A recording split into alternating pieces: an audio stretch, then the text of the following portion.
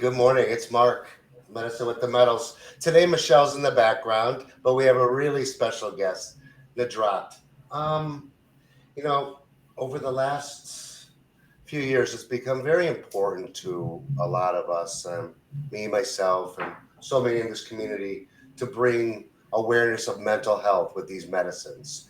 It just, it's why we do what we do. It's why me and Michelle become on this path, and to bring people like this on board and to talk a little bit more about the importance of the mental health and what we do. So I'm going to have her introduce herself this morning. How are you this morning? I'm good. How are you? Nice to see you.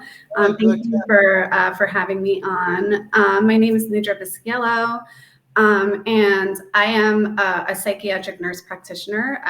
I'm based in New York City. I have been in this industry working professionally in mental health as as a nurse for probably about 13 years or so, and as a nurse practitioner for the last 10 years. I am currently in private practice in New York City, and then I also am working for a separate practice prescribing ketamine, at-home ketamine. And I'm just, very passionate about mental health. I'm also very passionate about psychedelics. I think I'm a little bit newer to that world, but it has been an incredibly healing path for me. And I'm just excited to see, how psychedelics and mental health will come together in the coming years. Yeah, we are also, and I think we're all kind of new to this path because it's been closed off for so long. I mean, lineages and lineages and lineages have used these medicines, but we've kind of closed it off from probably the 1930s until now, where it's really kind of opening back up again. And to explore that and see the possibilities here for our mental health are kind of almost endless, Yeah. because without our mental health, what do we really have physically? So, and let's just make it really clear that you are not practicing with any of these medicines. You're just here to like voice yourself. Yeah, I mean, I am unfortunately being a licensed mental health professional. I have to practice within the confines of that. So within the confines of my license, the closest that I've gotten to working with plant medicines is working with ketamine, and plant medicines. I'm hopeful that at some point they will be legalized in my state, as they have, or at least decriminalized. But at this time, because of the restrictions, I'm not able to work with plant medicine. Understood. Totally understood. Let's talk a little bit about ketamine because we hear a lot about ketamine now. It's kind of like the groundbreaker for all these other medicines. It's kind of like shaping the it's shaping the foundation for this. So let's talk a little bit about it. It's not truly a psychedelic, but it is very beneficial to so many. Yeah, I've seen a lot of really great success with ketamine and in terms of mental health. I have been working with ketamine since November as a professional. I've also had some personal, really therapeutic experiences with it myself. But essentially, the way that I see ketamine, like you said, it's not a traditional psychedelic. It's actually a dissociative. But what it is another avenue to explore altered states of consciousness in the same way that plant medicines can do. And I think in a way, it's also sort of the gateway for these plant medicines to be able to eventually take center stage in terms of treating mental health. Very true. Very true. Then we talk about these altered mental states that we go into under most of these medicines. And at a clinical standpoint, why is this so beneficial? Why do you feel that this is where the breakthroughs happen? Or is this where the breakthroughs happen? Yeah, I mean, I think, for me, I guess I can speak from a personal perspective, because before I found plant medicine, or actually I always like to say before plant medicine found me, I was on this long path of spiritual awakening and exploring altered states of consciousness through things like meditation and breath work and energy healing. That was kind of how I found my way into this whole world. And it was many, many years of that. And I think that the thing that plant medicines does in terms of from a clinical standpoint, which is what is probably like the most therapeutic thing that I've found, is it just allows you to get to that subconscious part of you that has been so closed off, through programming and just basically just years and years of like subconscious programming. And I think that it takes a lot to break through those barriers. And I found nothing to be as effective in doing that as plant medicine. So for me, that is probably like the most clinically therapeutic thing about plant medicines. And I find that to be true for ketamine as well. So in the clinical world, we go and we're told to take antidepressants and we're given medications to, they're not so much alleviating, they're not so much healing any of these or finding the root causes. They're more so just covering them up. Treating symptoms, right. Mm-hmm. Yes, that is true. That's kind of the distinction that I've seen. Obviously in my practice, I do prescribe medications and they do help with alleviating symptoms, but they don't get to the root cause of what caused, those symptoms in the first place. Oftentimes there is like some level of trauma that is just never addressed. And I think that that's where these medicines can come in and be like incredibly therapeutic and helpful. Definitely. Yeah. Definitely so therapeutic, so helpful, because we're going to dive deep right now, because trauma, I think, is the root cause of, I say, and I'm not talking clinical, I say almost 90%. And then because we're talking maybe trauma for lineage, we're talking inner child trauma. We're talking trauma is so different from what my trauma is to what your trauma is. So how can we tell somebody what their trauma is? So now we're covering up those traumas that they can't even, that we just keep burying. And we just keep burying. We have to, for me, I think plant medicines help you.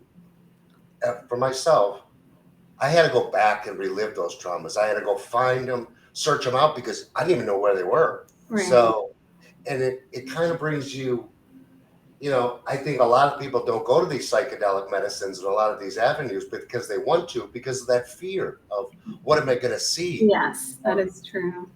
It's what you're going to see is what you're going to heal. It's what you don't see after a while. Psychedelics are so powerful to bring these to the surfaces. And I have a passion for these medicines just because of what they've done for me and so many others, because I think we come to a point where, talk therapy and medications, and we sit and it's the same routine every week. But one time you can go sit with some of these medicines and you're healed. Yeah. Absolutely. Yeah, I've had very similar experiences too. And I think, like what you said, I think that I think that's what took me some time to find my way to this work, is that I was also kind of afraid of what was I going to uncover. And, I think oftentimes people are afraid to address that side of them, or to address those wounds, or sometimes you don't even know what the wounds are. I mean, there were things that came up for me personally in my plant medicine work that were like ancestral and generational, and it just goes so deep to a level that traditional medications or even psychotherapy can't address. And I think we live in a society where we try to sort of just cover up those or suppress those things rather than confront them. And I think the only way to really heal trauma is to confront it and to release, the charge behind it. Right. And, the time span, it's amazing to me, the time, I spent 40 some years just sitting in such a depressed state. Like, I lived my life. It was a good life, but I was always trying to figure it out. Like, why am I just like, nothing would ever make you happy. Your family, I had everything, but there was just that emptiness. But, over the last 3 short years, going on 4, it's like I found these medicines, and it's like something you don't have to take on a daily basis. It's like Right. you uncover it, and then you sit with somebody like yourself, and you talk therapy becomes a lot more therapeutic. After the fact, yes, that is true. So much more therapeutic. It just baffles me that we sit in these worlds nowadays, that we go and frustrated. It must be frustrating for the medical field, especially when you know there's an option out there, and Yeah, it's like it's plain as day, right. and we cannot utilize it. Yeah, Frustrating.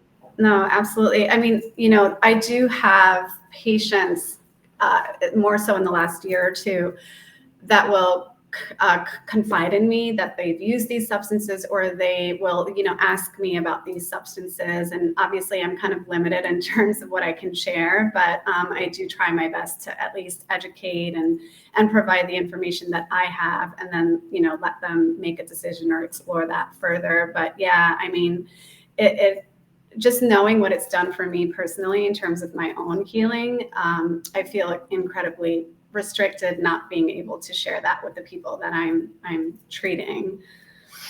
From your personal experience, because like a lot of people like this confidence, the safety factor with these medicines, where do you see the safety factor at?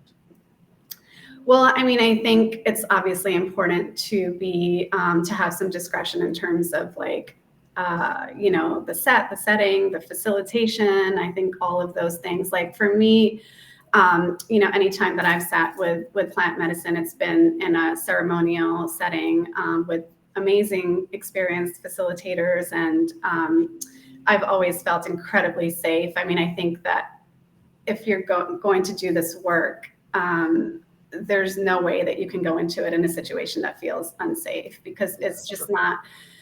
You're not going to, even with the plant medicine being so powerful, there is like a certain surrendering that happens, which is when you're actually able to kind of go deep. And if you don't feel safe, I don't think that surrender is going to happen. Yeah, very true. Very, very true. That is so true. And I think that's where pre and post and all this integration comes into play. Right. 'Cause you need to know somebody. You need to know who you're going to be sitting with or being with. So, that's Mhm.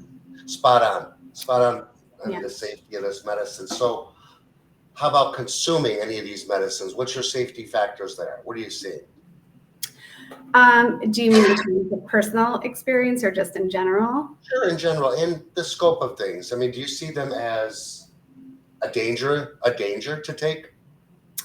I mean, I think that it's important to screen people before they are, taking these medicines, because as therapeutic and healing and amazing as plant medicine is, I do think that it's not for everyone. There are, certain people that might not be like the best candidate. So I think it's important to screen people. I think it's important to know, that the person that you're going to be treating will be able to, I guess, from a therapeutic clinical standpoint, will be able to continue integrating, because the integrating part is so important.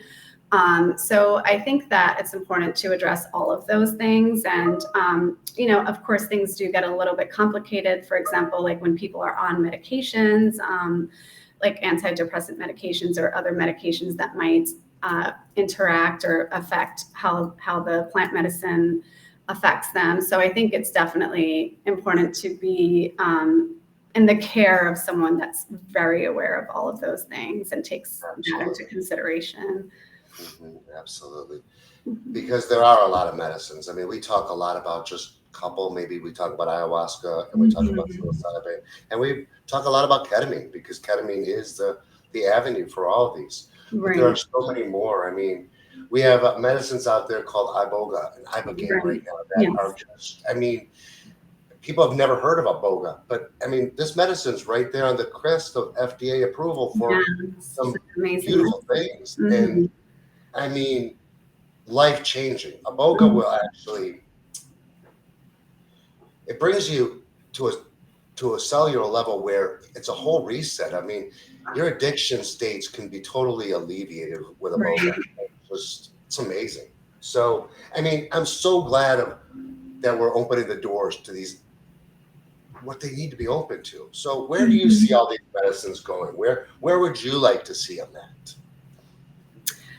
I mean, I would love to see them at a minimum decriminalized in New York, in my state. I know, Oregon, Colorado, and other states have sort of set the path for that. But yeah, I mean, I think that it's important that we acknowledge how effective they are for mental health. And I know that, with MAPS and MDMA and psilocybin, there is definitely some encouraging research out there, and I'm hopeful that that will open the doors for these medicines to be utilized in mental health the way that they should be. And I think as a medical professional, I can only wait for that to happen before I feel comfortable working with them intentionally. And obviously I'm also still on my healing path, because the healing path is not linear, and I feel like it never ends. Right. But yeah, I mean, I am pretty confident that it'll be extremely clear pretty soon how effective these medicines are, and how instrumental they are, especially in the midst of this, mental health crisis that we're in. Yeah. And we are in a definite mental health crisis in society today. I mean, just look around us. I mean, we've lost all ways to think for ourselves, I think.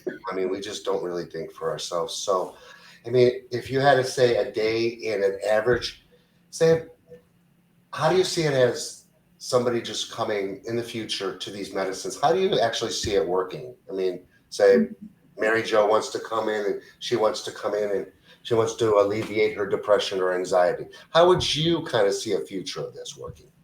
What would it look like?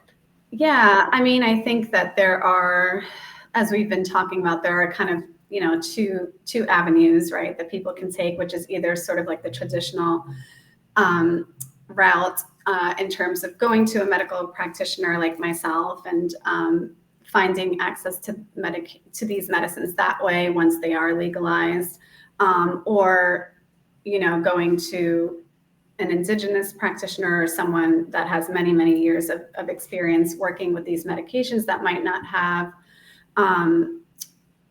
the traditional training per se from a medical perspective, but has so much other valuable experience to add to this. And I think that people kind of fall into those two categories in terms of what their comfort level is. So I think that there will always be, even once these medicines are legalized, I think that there will always be those two paths for people to kind of find their way. And I think that, whichever way you choose to sit with this medicine or experience these medicines, I think that the most important thing is that the person that you're sitting with is, experienced, and also that it's just the right setting, and that the person that you're working with will, do their due diligence in terms of integration and preparation and all of those other things that are super important when it comes to working with plant medicine. Yeah. And you hit on so many great topics there, like set and setting. I mean, set and setting, we talked about so much. We talk about it all the time. It's the most important thing. It really is so important, that comfortable setting where you're just comfortable, and and to do the work and to go inward, just not think about all the distractions of life. So it's pretty awesome. It's pretty awesome what you're doing. And the openness in this whole medical community has just been so, over the past, I would say, for the last year, it's just really just opened up really quickly, very surprisingly quickly. And my vision for this would be for both of us to come together, like MAPS kind of brings it together right now. But I don't think, and I think the more so the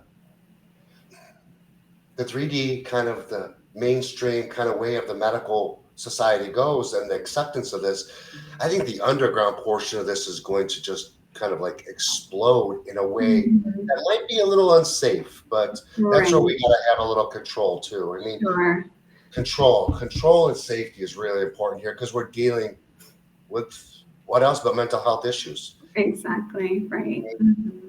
And I think a lot of our mental health, let's talk about this because I think it's really important. I don't think we really talk about this enough. True or not, most of our mental health sits in our gut, most of our traumas, most of our Mm-hmm. everything. Is that where it sits at? Yes. Mm-hmm. And what do you think? I mean, don't plant medicines have a way to get those out some way? Yeah, I mean, for sure. I think there's like a somatic component there, definitely, which is really important, especially when you're dealing with things like trauma. I've personally had that experience with plant medicines myself, but I think that that is another, unique way that plant medicine works, which I don't know any other medication that works that way. But you're right. I mean, the gut and the mind and mental health is also interconnected for sure. Yeah. And we forget about that gut after a while. I Mhm. mean, because when your trauma sits in there for so many years and so long, I mean, it's almost like a reaction. Like your mind can get clear. You can clear your mind, but if you're sitting here and working all these years of trauma out in your gut, Mhm. those reaction of things just keep going and going. Joe Dispenza really hits a lot in this. I like Joe Dispenza a lot. I think he Dispenza. brings, he Yeah. is, Mhm. he brings some kind of realism to this whole breath work kind of analogy, like Yes. breathing through that whole spinal cord is just pretty Mhm. amazing. And we don't do it enough. We just don't do it enough. Yeah, absolutely. I love Joe Dispenza too. He was actually like I kind of feel like I found Joe Dispenza and then I found plant medicine. It was like a transition that way. But yeah, I think even not just the gut. I just think so much of it is trauma. There is like a somatic physical manifestation of illness that happens when trauma and emotions have been suppressed for a long time. I definitely believe that, and I see it all the time too in my practice. The gut imbalance, like you said, and just in general, I think that trauma goes way beyond just the wounds that you see in terms of mental health. For sure. Mhm. For sure. So deep, and Mhm. the inner child trauma is so much deeper. Oh, That's just these wounds are deep. And when you carry these, we don't talk about lineages enough because, mhm. we're carrying these DNAs on from our mother, our Yes. father, all these kind of crazy things. And we don't think about this. We just don't. I mean, Yeah, exactly. Actually, the ancestral lineage wound was a big thing that came up in my last psilocybin ceremony, and that's been such a big part of my own healing. So yeah, absolutely, it's so important to address can that. you talk a little bit about that? What happened there with that? How it came up? Yeah. So I mean, I grew up I was born and raised in New York City, but my family is from Pakistan and Iran. So like, it's a culture where historically women have been, suppressed for a long time, and a lot of that and the divine feminine wounds, and that came up a lot. In my work that I've been doing, my personal work that I've been doing, and in my last journey, I was able to heal some of that. And yeah, I mean, psilocybin in general has been like my personal favorite teacher, and it really also not only did it help me in terms of healing that like ancestral wound, but it also helped me in the tangible sense to repair like some of the, I guess, relationships that I have in this life with my family. So yeah, I've had some very powerful experiences with that. Yeah, I mean that lineage is powerful stuff. It Yeah. just is. And Mhm. we really have to embrace that more because I think we forget about our grandparents and our parents, and we Yes. forget about a lot of things in this constructive mind that we're in nowadays. Mhm. So, you know, microdosing. What do you feel about microdosing?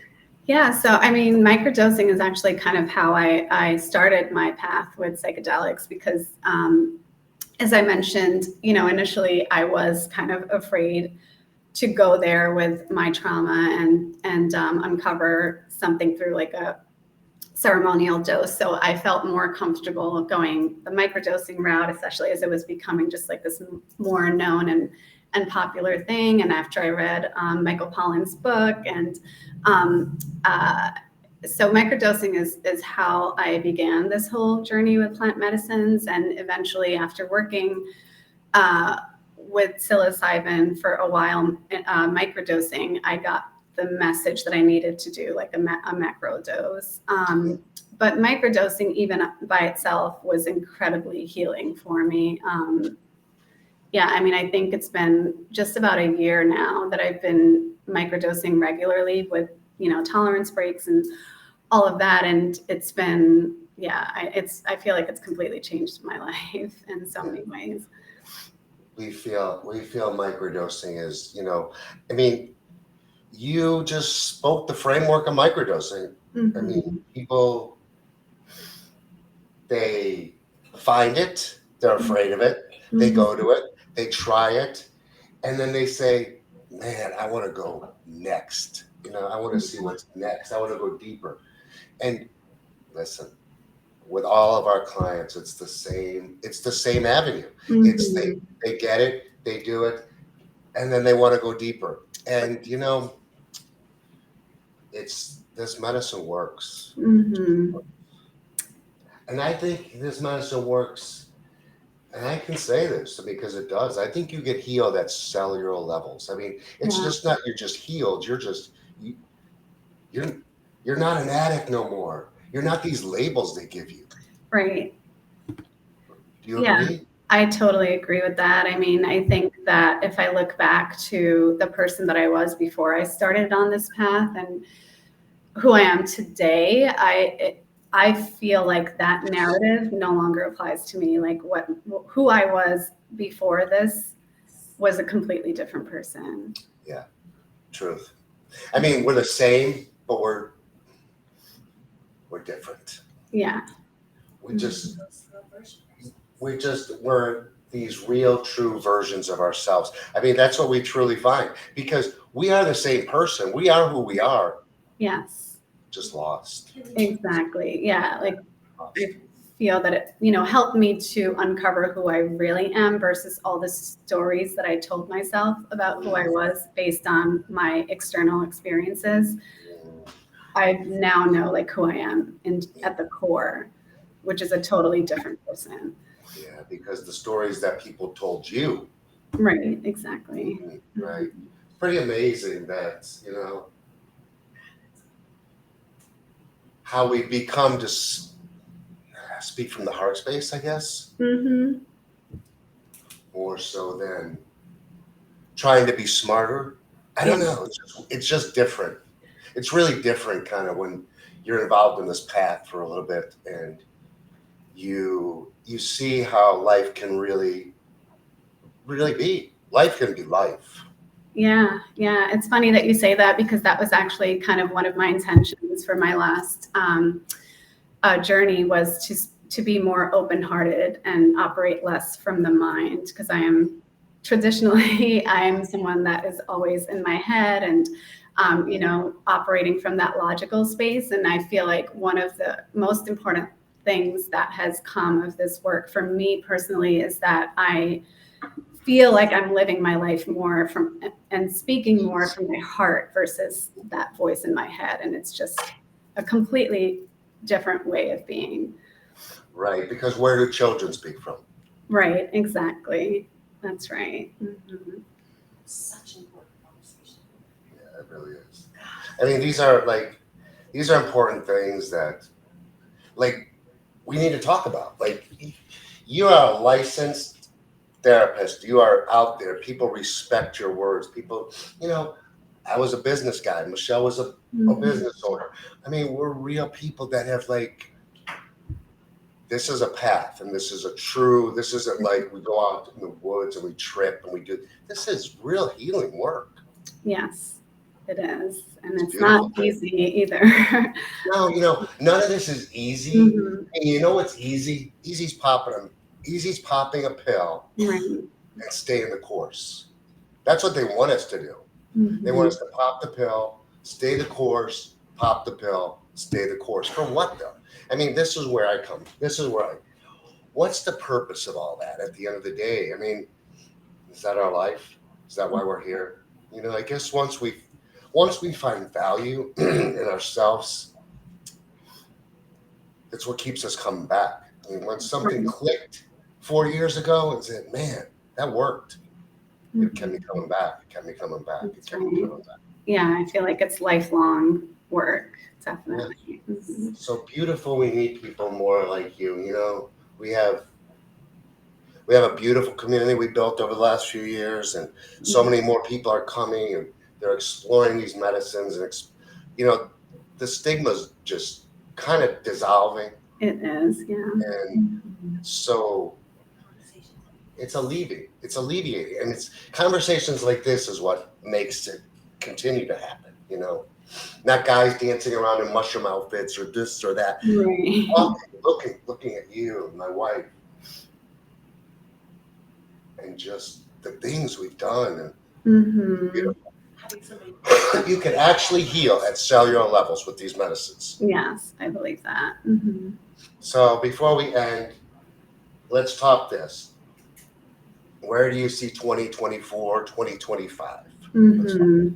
Yeah, I mean, I'm hopeful that MDMA and psilocybin and even maybe iboga are probably next in terms of uh, this officially being treatment for mental health, and I'm super excited for that. I hope it happens. I want to be a part of it if it does.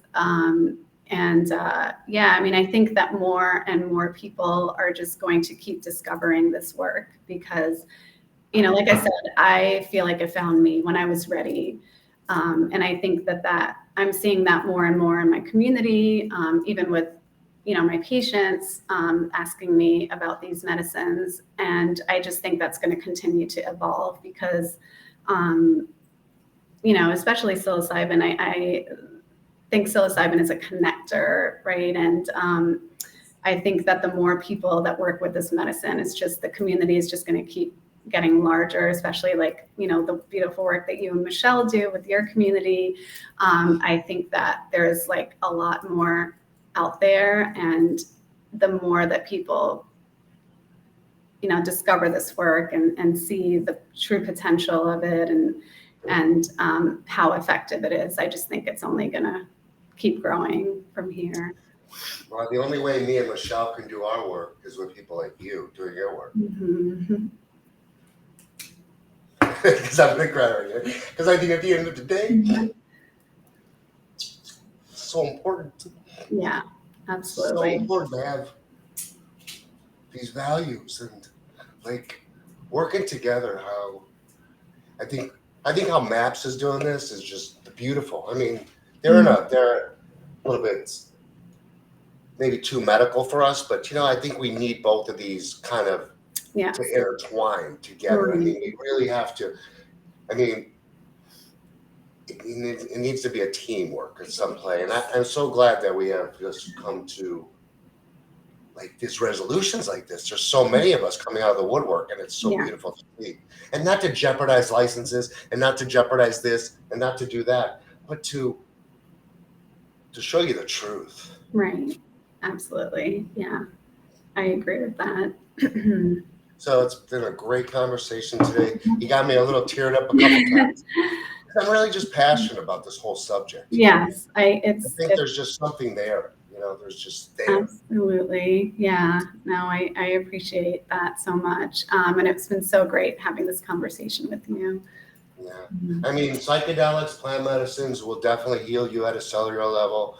There's Mhm. the only thing to be fearful of is, like we say, find a safe facilitator. I Right. mean, just ask questions, talk to people. This community is large enough now that people know people. So Yes, where that we're part at. is important. Hmm. Yeah. Absolutely. So But thank you so much today. Thank you so much. We'll carry this conversation on again. Yes, thank you so Again. much. Thank you. Thank you, This my is friend. great.